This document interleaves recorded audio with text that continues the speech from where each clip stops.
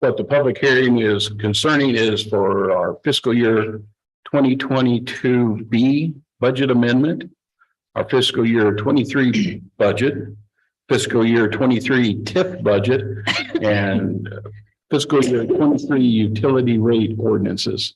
If anyone would like to speak? Well, Mayor, if we could, One more, sorry, Mike. ask Earlene to give a quick presentation just to kind of Okay. summarize what's contained in these, and then we'll open up the public hearing for comment. That's right, you told me that, and That's fine. Earlene? Yes, I'm still here, fortunately. All right, so the presentation for the amendment is going to be fairly short because I don't really have a lot, I don't have a slideshow for it. But I just wanted to give you guys a little bit of an update. As you probably remember, we have 6 funds on the city side and 6 of them on the utility side. So we are going to be increasing the budgets for most of the funds, actually. So the general fund, which is where most of the tax revenue is receipted into and spent from, the overall increase to that budget will be about $29,000. So not really a lot of money. Most of the increases there will be offset by similar increases to revenue.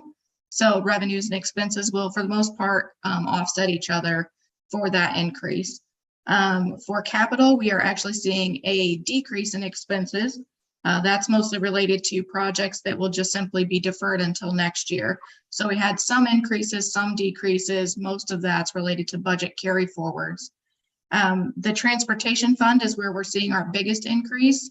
The majority of that is related to the highway project over at the hospital. We're paying for a lot of that with transportation money. We have plenty in the fund balance for that. It does not negatively impact future years because all of that is money that we were planning on spending. We were just thinking we would spend some of it next year, but all of it will actually be, for the most part, all of it should be spent by the end of this fiscal year. So we need to increase the budget in order to make sure we can cover those expenses. For grants, for the most part, grants, they offset each other. So the grant fund will see 0% or $0 across the board increase. Tourism will also see a bit of an increase, a little bit less than $4,000. Library will see about $32,000 increase. For the utilities, a lot of this same story. It's a lot of increases that are related to projects that we are shifting forward. And there's just a few things where revenues did not come in the way that we projected. But overall, it should not have any significant impact to future years. All of these increases that you see in the budget amendment were taken into account when we prepared our 5-year plan for the budget for next fiscal year. So what you're seeing here is not anything that's really new from what we discussed nearly a month ago now at the budget workshops. Any questions on the budget? Well, I guess this is not for you guys necessarily. We'll get to questions later, I guess. All right, I'm going to hopefully share my screen and do a really quick presentation for you for the budget, the overall budget for next year. Can you see that? Yes. Looks like we're good. Awesome. All right, so for the public hearing, we've got revenues by fund. This, again, something that you guys have already seen. Most of the revenues on the city side come through the general fund. That's where most of our tax money comes through. That would be sales tax and use tax. We have capital improvement sales tax, which is about 4%. Transportation sales tax, which is about 5%. Grants, which currently make up about 19% of our overall budget. That's a really great number to know just in general that we're trying to utilize as much as we can of local revenue to leverage it to get grants from the federal and from the state level. Tourism tax comes in about 1%. The library also has a separate property tax. That's another 1%. The utility administrative costs are about 2%. So we charge a utility admin fee to all of our utilities. That comes to about 2% of the overall revenues for the city. The electric fund is one of the biggest of the utilities. So that's 32% of revenue. Water and wastewater and sanitation are all almost neck and neck. So we've got 6% at water, 5% for wastewater, which is sewer, and then 7% for sanitation. And then fiber comes in less than 1%. Expenditures come in almost the exact same percentage wise. We're pretty much even across the board when it comes to expenses for the city. So I'm not going to go through all the percentages there, but you can see the pie looks almost exactly the same. All right, so I wanted to really quickly bop through some of these issues and options that we talked about on the city and on the utility side. So on the city side, actually this first one is for city and utilities. We've increased the budget a little bit to cover investment in employees. This looks like, of course, a little bit of an increase for the loggers, which is our retirement plan. We saw some increases in the costs for our medical insurance this year. I think that the dental increase came in, or the dental amount came in about even with last year. I don't think there was any increase there. We're also going to be, as I think we've talked to you guys about already, changing over to a PTO plan. And then we're continuing with the employee education reimbursement and wellness plan options for next year. For the city, we've only increased by 1 FTE this year. This actually was a request from the tourism department. This FTE will be fully funded through the hotel motel tax and is supported by the tourism board as well. We did have 3 FTEs reduced through attrition throughout this current fiscal year. So that's something that we've reflected in next year's budget, but it's not necessarily an actual cut from what we're currently doing from our current service levels. We did discuss the economic development director position. We currently do not have that position posted. Council has opted to leave that amount in the budget for potential future partnerships with other economic development groups within the city. We discussed the capital reserve of $500,000.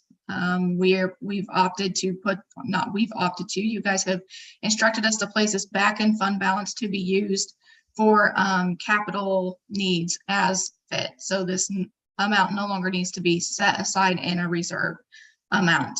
Of course, every single year council will see the fund balance for the capital fund and will be able to determine whether or not that amount is a decent amount for what's coming up. Building. Heading down the highway with the convertible top down, so I'm checking what's happening. You think it might be on your side?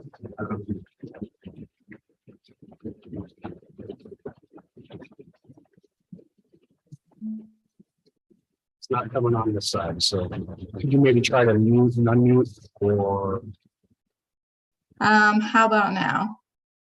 it's a little better, but it's still there. We might just have to roll with it, though. I'm sorry. Now Tommy's saying I will probably. I'm not sure.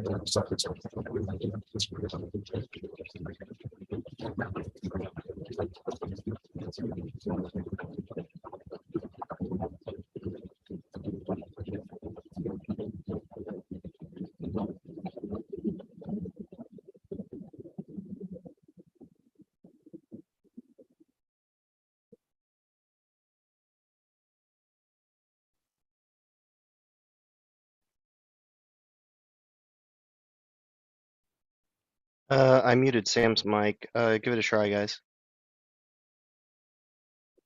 Yeah, we can still hear it on. Yeah. Okay, 1 second. I can just read it. That's very.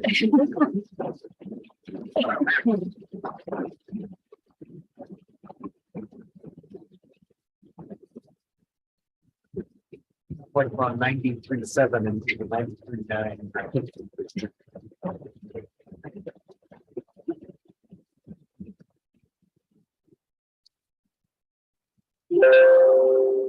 Sorry about that.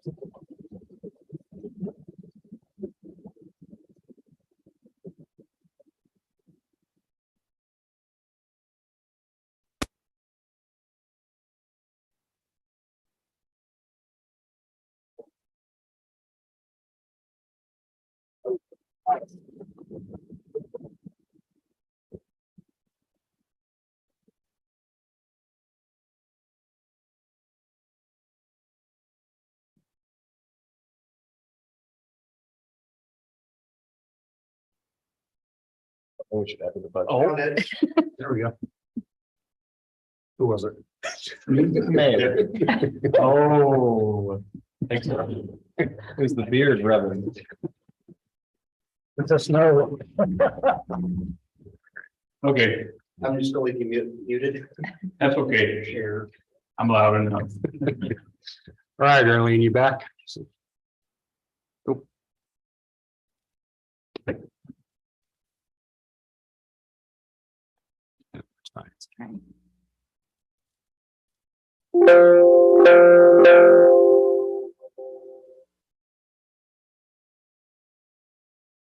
Not on the meeting, so Okay. we're back. Yep. Shoot. I'll text her later, log her back in. Bear with me.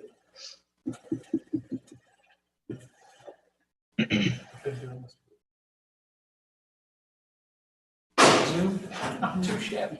was the first one I remember. I think that's Well, right. that's weird. When I touched that, it clicked in. It wouldn't- That one didn't click.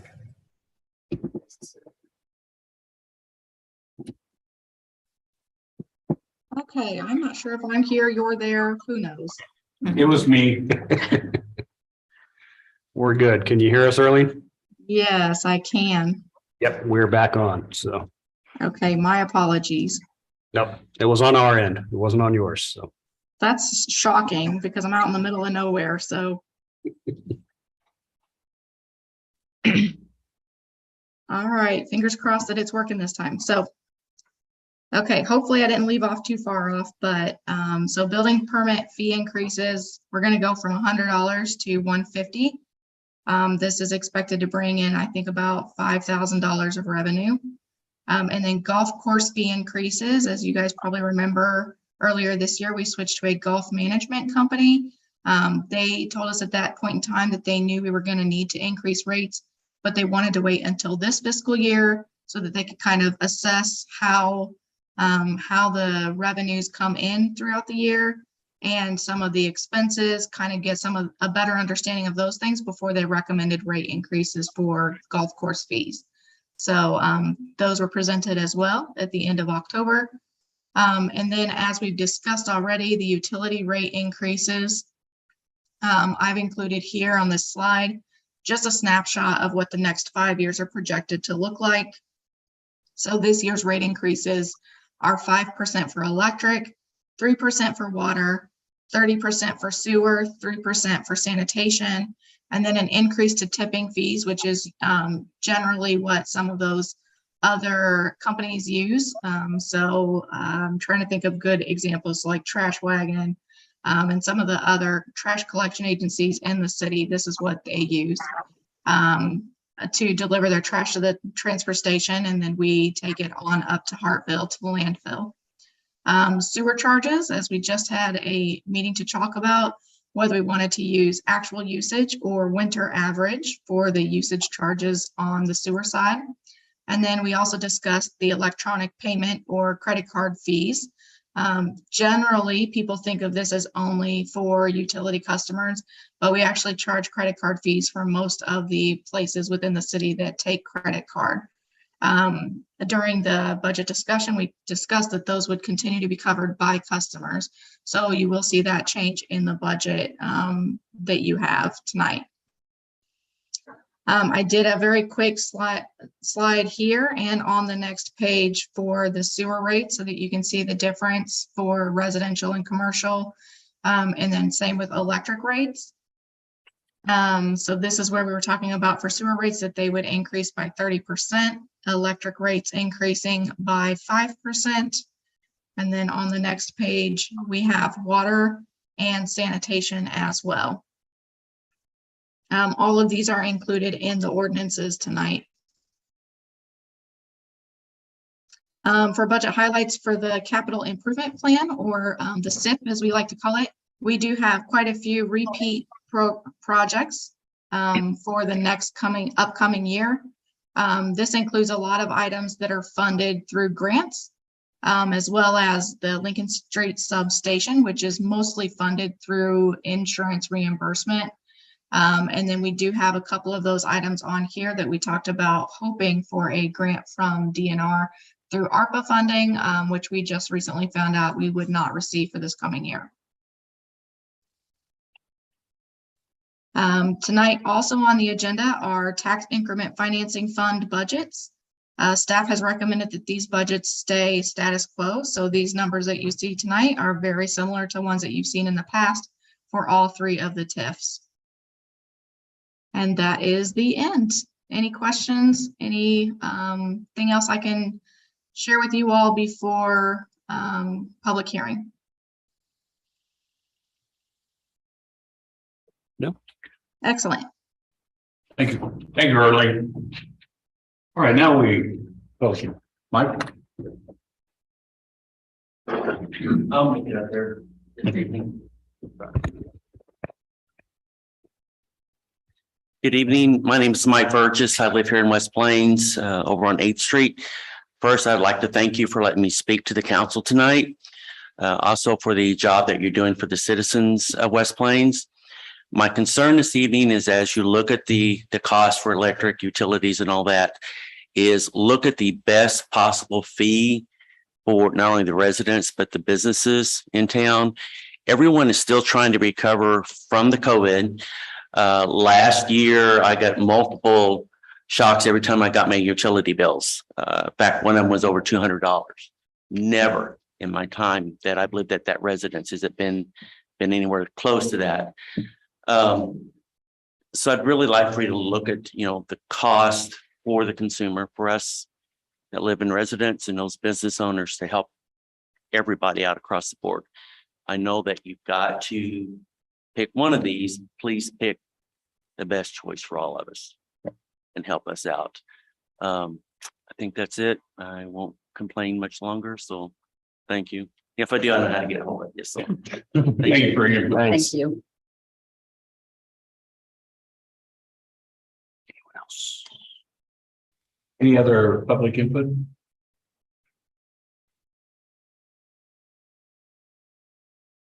Everybody's side again.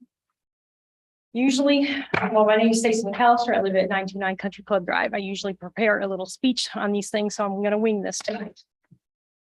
A few years ago, the city council put in a solar farm, which I thought was ridiculous. In this area, I can't even get solar lights to work in a driveway. I used to have a house that had driveway solar lights. They wouldn't even work. That was supposed to offset utility cost. Where's that? Don't know. I think that's ridiculous. Whoever decided to put that in needs to have their head exploded. We now are saying that we're going to use city tax dollars to put in for dog parks for people and increase utilities for people. Do we not use that money for the dog parks instead, put it aside so that we can offset some costs along the way to the consumers? This is ridiculous. Dog parks, really? Let us use our money wisely. If you guys want revenue, how about going ahead and actually finding those who have their yards in shambles that I've been talking to you guys about for the last 2 years. I have emails to show that I've been talking to the city council members for 2 years about this. Our topic is utility rates, not beautification. No, it's not. I'm saying there's where revenue can come from to offset them. Put money that you guys have extra and put it in accounts so that we can offset those costs for the utilities. Instead of keep raising rates. I understand inflation's here. I get that, and it sucks. but let's think outside the box sometimes. Thank you.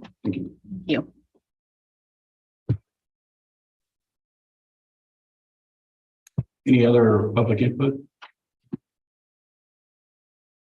This time I'll close the public hearing and we will continue on with the agenda. Thank you, Mr. Mayor. The first item on our agenda tonight is consideration of the consent agenda. Make a motion to approve the consent agenda. Second. Any discussion? Mayor, just real quickly, Director Shanks could not attend this evening, but he wanted me to point out regarding the West Tourism Grant approvals, we received over $130,000 in requests this year. We had budgeted $60,000. So the full tourism board met last week to review all of the applications and funded partially all of the requests that were submitted this year. So that's what you have before you on the consent agenda this evening. It was kind of interesting to see Skyfire back on the list. Yes, it was. And gosh, so many years. Mhm. No further discussion. All those in favor say aye. Aye.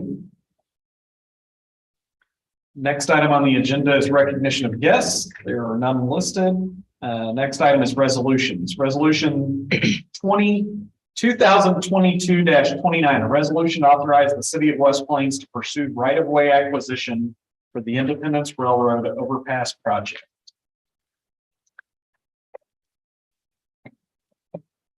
Good evening. I think we need a motion. Oh, sorry. Yeah. Make a motion to approve resolution 2022-29. Second. Hi, Mike. Hey, Council, thanks for having me. Basically, this resolution is, Mayor, if you're familiar, when we closed on properties, title companies, certain grants. While we usually do a resolution or an ordinance saying, hey, we're going to apply for a grant, this is just kind of that further authority saying the mayor has the right to actually sign any documents, deeds, quitclaims, whatever it may be for actually acquiring that property from both a granting standpoint and a title, just to basically clean it up. And this one is specifically for the Independence Railroad overpass, that project. And it just kind of, we've not really messed with it, but just one extra step to make sure that everything's clean. Any questions? All those in favor say aye. Aye. Resolution 2022-30, a resolution to authorize the city of West Plains to pursue right-of-way acquisition for the St. Louis Bridge project. Make a motion to approve resolution 2022-30. Second. Hello again. It's been a while. Alrighty, so this resolution is, you may be familiar with the Independence project we just passed. Same thing, but it's for the St. Louis project. All those in favor say aye. Aye. All right. Thank you. Resolution 2022-31, a resolution of the city of West Plains, Missouri to implement measures necessary to create Federal Railroad Authority quiet zones inside the city limits. Make a motion to approve resolution 2022-31. Second. It's been a few years since we've engaged any conversations with the railroads on our quiet zones, but Councilmember Cotter had presented this resolution to me and had it reviewed by our city attorney as well as Brian Mitchell, our transportation director, to just review that for appropriateness. And it's on the agenda this evening. So, Councilmember Cotter, if you'd like to speak any additional on that.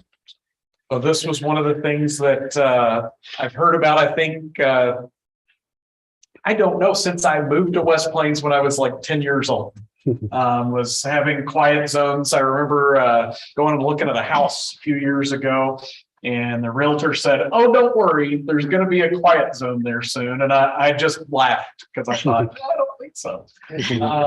And so it's something I've heard a lot of residents talk about over the years. It's something I've heard a lot of businesses talk about.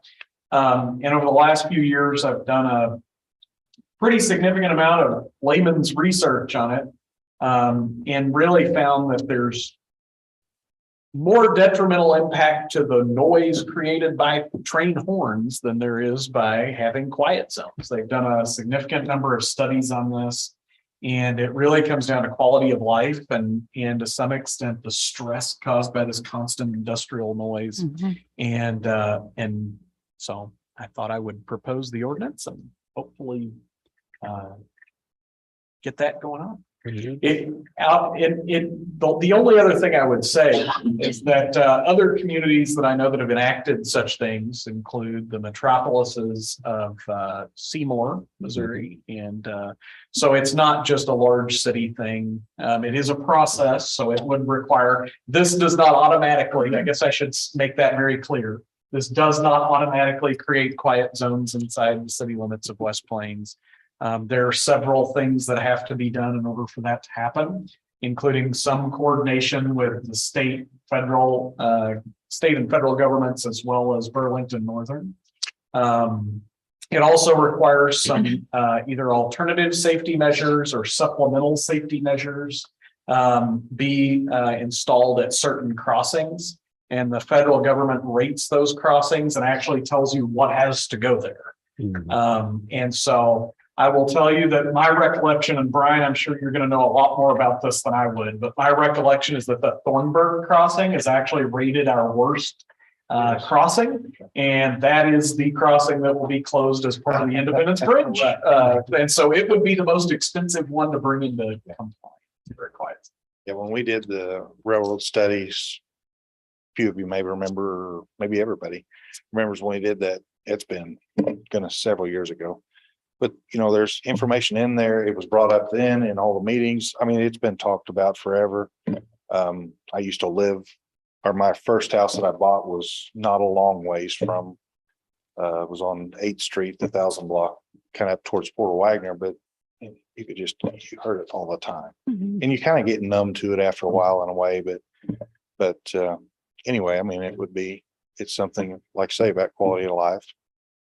And, just a benefit if we can get it worked out, but it's time. It's not something that happens overnight. So This seems that it's going to tie in well with the overpass project and everything else. So, And I think it'll be a good opportunity once that project is complete to sort of engage the railroads again to say, okay, now that we've made some changes and closed the Thornburg, crossing, what do we need to do next to kind of help facilitate this request? And it's very possible, who knows, but it's very possible we may get a little more cooperation out of them than, we have had in the past, because we didn't have the funds years ago to put the Independence project in the processes it's in now. I mean, we weren't there and it didn't work out for us, but kind of when you put some money where your mouth is kind of deal, and we get something going and we can do good things with it, then hopefully they'll see that and help us.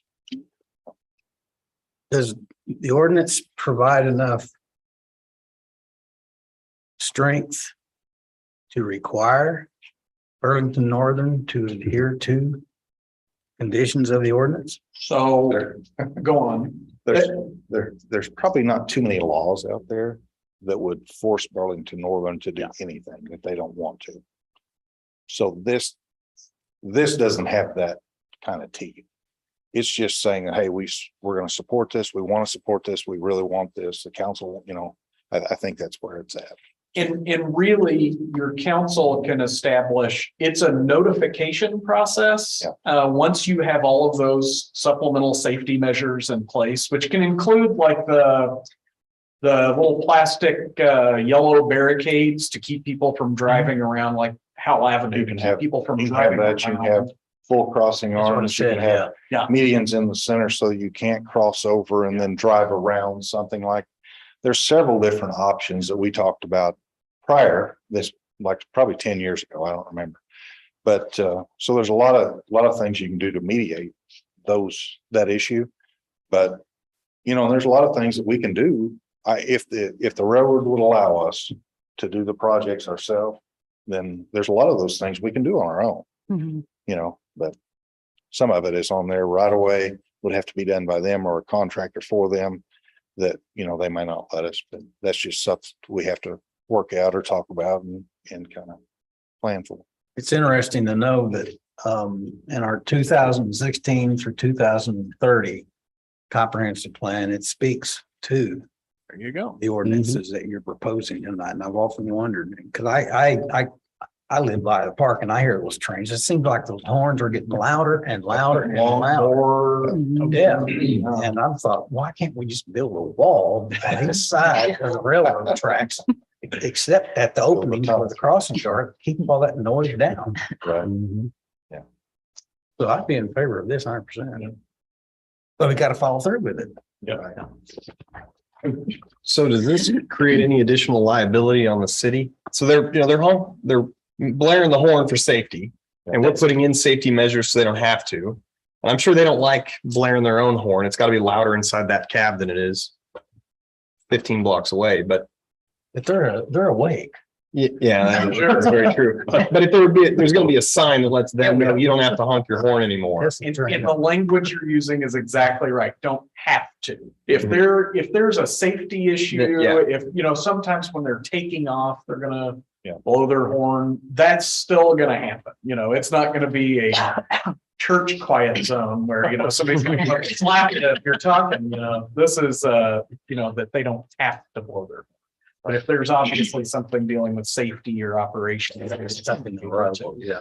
So, liability wise, I'm sure Charles could speak more to that, but I'm unaware of anything that would increase the city's liability.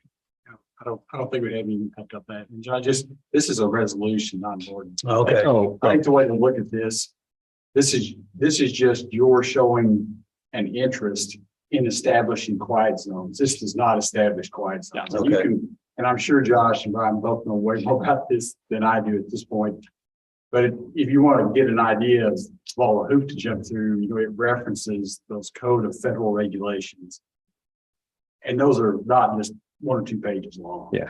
So this is the beginning of what I want to assume is a long and arduous process. Yeah. And that's one thing that when I talked to Sam about this previously, I would imagine that if there were quiet zones in 2 years, that would be light speed. And so I think, but I do agree that the timing with the Independence overpass and some of those things, especially considering Thornburg's closure as part of that, it was going to be the most expensive one to bring into compliance. It was going to require the quad gates and dividing the not dividing. Dividing the road and Yeah. doing all that. I mean, it was a big one.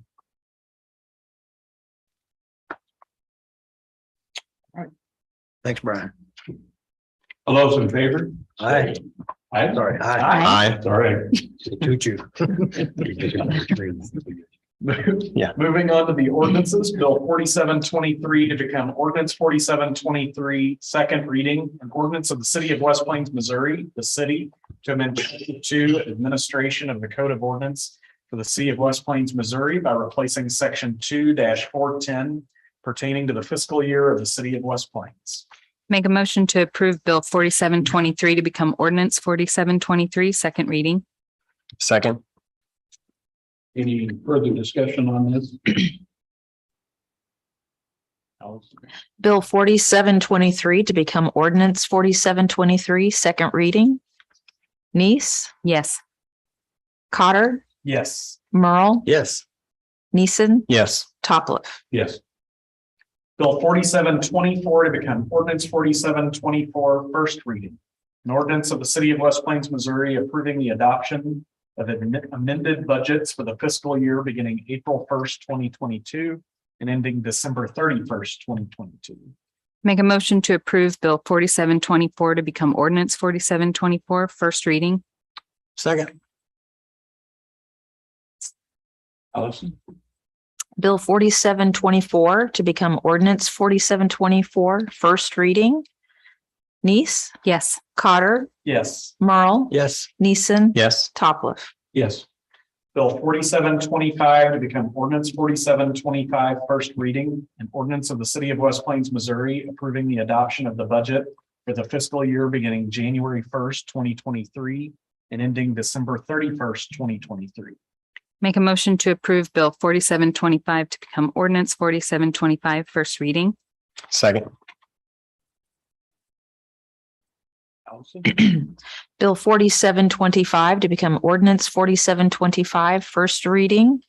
Neese, Yes. Cotter, Yes. Merle, Yes. Neeson, Yes. Topliff. Yes.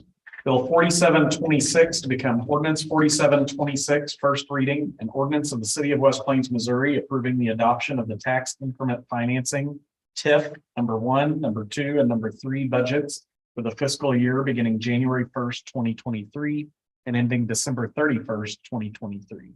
Make a motion to approve Bill 4726 to become ordinance 4726, first reading. Second. Any further discussion? Allison? Bill 4726 to become ordinance 4726, first reading.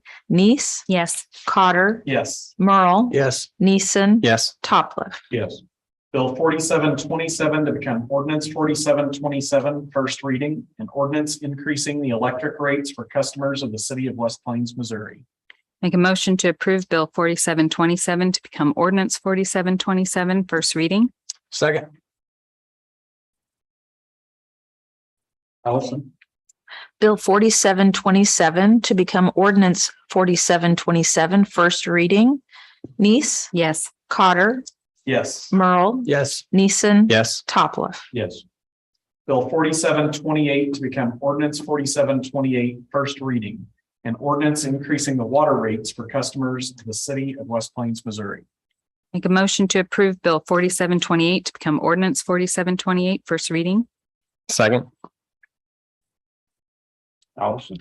Bill 4728 to become ordinance 4728, first reading. Neese, Yes. Cotter, Yes. Merle, Yes. Neeson, Yes. Topliff. Yes.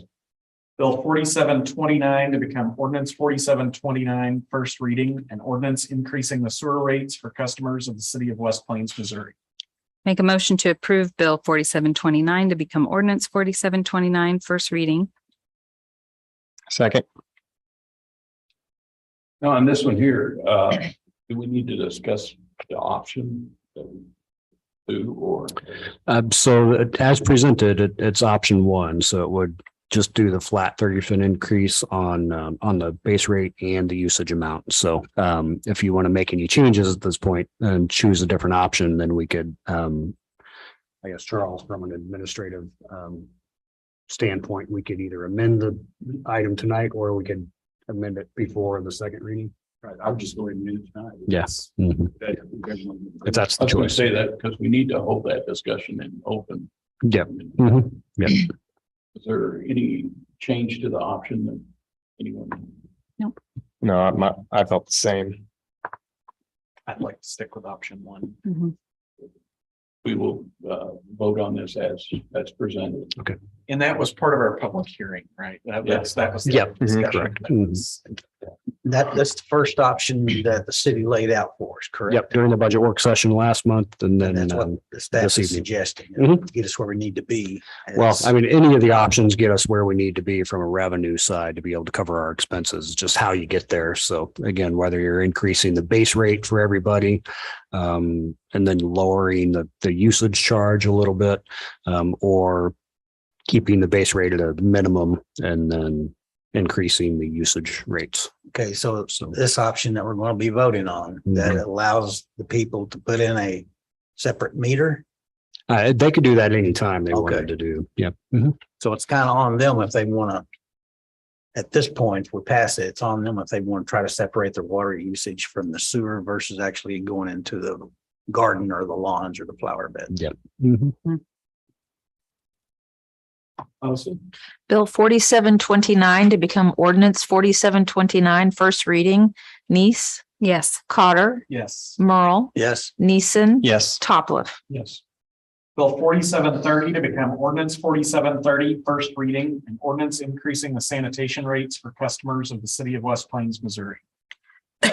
Make a motion to approve Bill 4730 to become ordinance 4730, first reading. Second.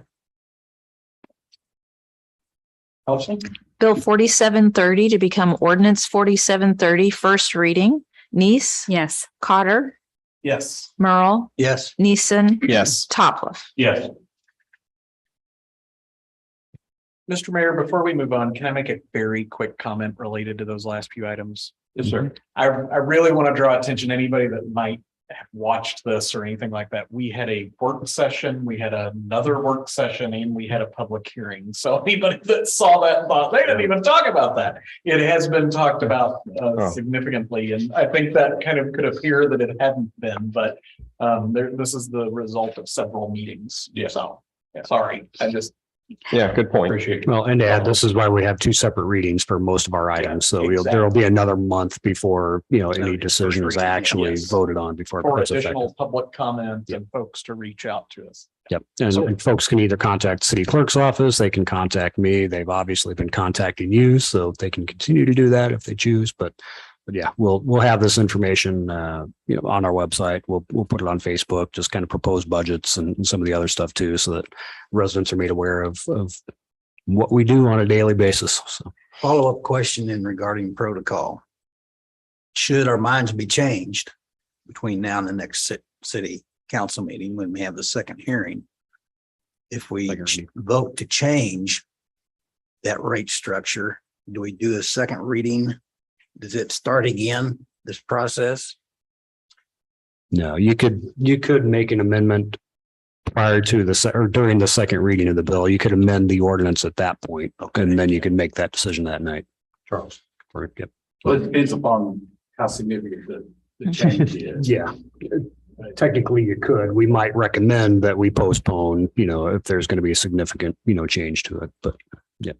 But that's why we keep Charles. I was referencing maybe if the customers want us to use a different recipe or different, however you want to say it, as long as we have the opportunity to discuss that again, and as long as it's within some of those options that the city staff has provided to us. Yeah. Because we've got to base our decisions on our staff that they know this stuff better than I know, at least. And you guys probably know better than me too. I just want to make sure we've got that possibility if we get so to speak, a flood of calls. Yeah, but just if I could speak a little bit, after the budget work session, when we heard some of the concerns, we did as part of the budget process, we went through the utilities budgets, all four of them, to really sort of pare expenses down to the bare minimum. So the revenues that you see and the rate increases are built on the budgets that we projected based on, what we need to bring in for revenue to cover on the expense side, including capital to some extent. But we really on the sewer side cut back and a lot of it, or on electric, I should say. On the electric side, we really cut back on some contingencies, that we'd identified early on in the budget process so that we could keep the rates as low as we possibly can and still be able to provide the services that we need to provide. So, and we'll continue to make that commitment every year. So, thank you, Mr. Mayor, for allowing that. Next section is council action.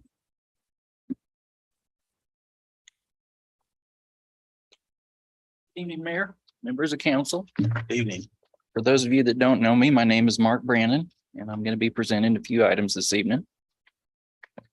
First item we have up is ERTs for inventory. And we're ordering this to replenish our stock. We only have one vendor for these, United Systems. We're going to purchase 600 of these, and we're asking for $63,000 to do so. Mr. Mayor, I'm so sorry to do this, but I make a motion that we approve the bid of United Systems of Benton, Kentucky for $63,000 for ERTs for inventory. Second. I don't know why I love Kurt so much. I still have to pull it up and remind myself what it is. Tell me what it is. The mayor loves ERTs. Electronic receiver transmitters. Beam me up, Scotty. Yeah, probably put it on here just to. Thanks. Direct communication link. we'll take that out of his final check, but Yeah. shorten the. On a PTO. All those in favor, say aye. Aye. Okay, the next item we have up this evening is for 2023 visitor guidebooks for the Welcome Center. Looks like we had 4 different vendors for this. The low bid is Breeze Printing. The budget amount was $38,000 and we're asking for $25,588 to purchase these. It includes a plus shipping. You know what that cost is gonna be? I'm sorry. Make a motion, sorry. Make a motion to approve the 2003 Visitors Guidebook for the Welcome Center to be printed by Breeze Printing in Breeze, Illinois for $25,588. Second. I'm gonna let you have it. In answer to the shipping costs, they don't always know that. At the time of the bid, sometimes, it comes down to when they're ready to ship before they know an actual cost. Thank you. All those in favor, say aye. Aye. Abstain due to a conflict of interest of one of the bidders. Okay, the next item this evening is fencing for the Southern Hills substation. We had 1 bidder on this, although we sent out to 3 others that were out of town. The local bidder of Ozark Fence Company was the only one that we could receive a bid from. We think this is in part due to the cost of travel and materials for people to come in on a smaller job like this and make it worthwhile. The budgeted amount for this was $60,000 and Ozark Fence came in at a bid of $42,786.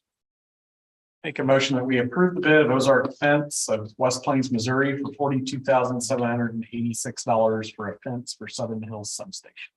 Second. Any discussion? All those in favor, say aye. Aye. Next item on the agenda is rental uniform clothing for the employees.